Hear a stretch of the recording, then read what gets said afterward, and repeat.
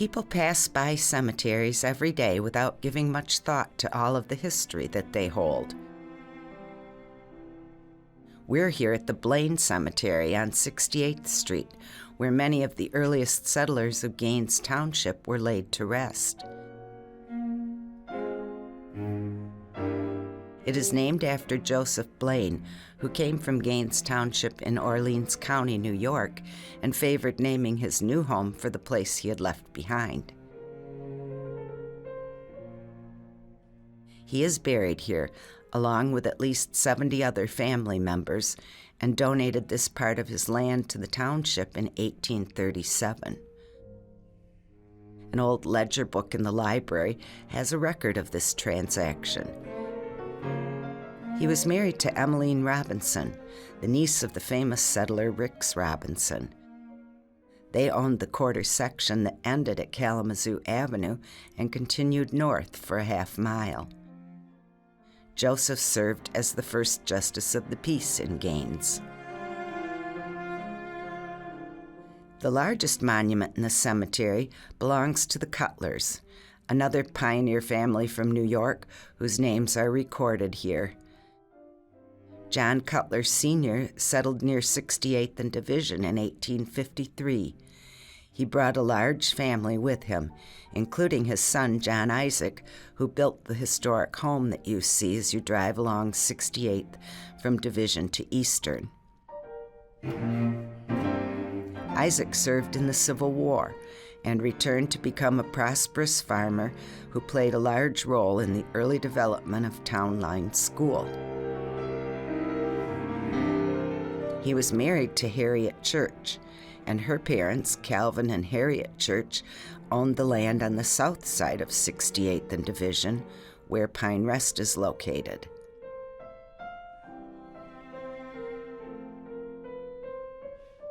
Another side of the memorial shows Maria, the daughter of John Sr., who perished in a fire in 1858, along with her husband Hiram Robinson and their 2 children during the first night in their new home.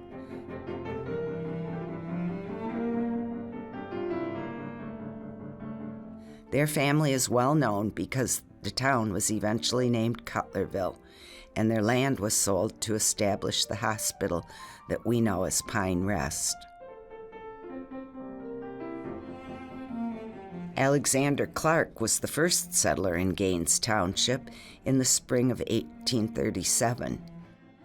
He purchased several parcels of land on the south side of 68th Street, and within the year he also bought 2 more parcels along 76th Street. He was elected as the second supervisor of the township. The first supervisor was Peter Van Loo, who had moved here from New York in 1840 and owned land at 100th and Eastern. You can find other members of his family near the west side of the cemetery.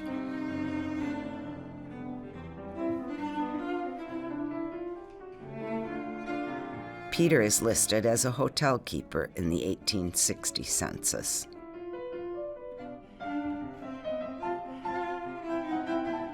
Along the fence on the west side is the grave of Clinton Shoemaker, who died in 1850. This was the first burial at Blain, and he lived a half mile south of this spot. His brother DeWitt was a state senator elected in 1852. Some of the oldest people here were born in the 1700s. Andrew Mesnard was one of those, born in 1775. The land owned by him and his son Rensselaer covered all of the area between 76th and 84th Streets and ran a half mile to the west of Kalamazoo. Another was Stephen Hammond, born in Rhode Island in 1785. His name lives on today through his son Stephen, who settled in the Dutton area, where you can find traces of Hammond Station and a road running south of 68th that bears his name. The graves of other men that were a vital part of this fledgling community lie here as well. Orson Cook, the fourth settler of Gaines, was a carpenter and road builder. He constructed the Bronson Tavern. William Hardy owned the farm south of the cemetery. The residents of this area elected him supervisor in 1872. He is remembered today as the first African American to hold such a respected position in the state. The Gaines community was recognized for being a pioneer on this path of civilization in the Book of Memorials of the Grand River Valley, in that men were able to succeed regardless of race. The Kelly family plot holds Charles, who was the first treasurer in the township. He married Emmeline Clark, the daughter of Alexander. His brother Foster was elected as the assessor and was married to Mary Blain, the sister of Joseph. In 1850, these families owned some of the most valuable farms in the township, though Foster and his family are buried in Grand Rapids. As the years went on, other settlers used their talents to help build the area. Charles Moore came from England and ran a blacksmith shop and shingle mill at the corner of 68th and Division. The area was then known as Shingle Mills Corners and later Moore's Corners.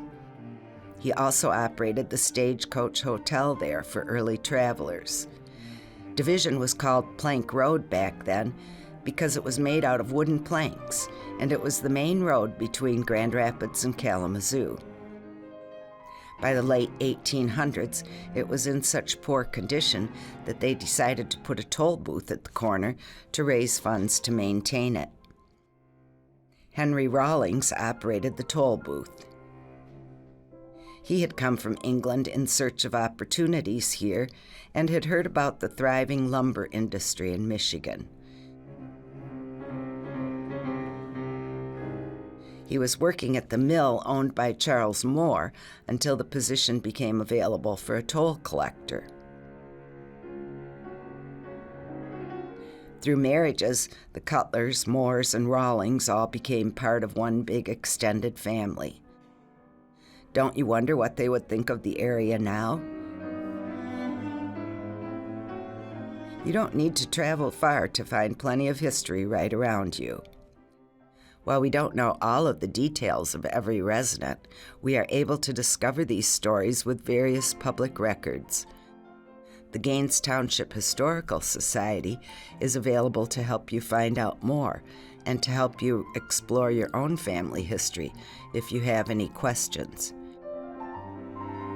You can connect with us on Facebook or at the Gaines Township website.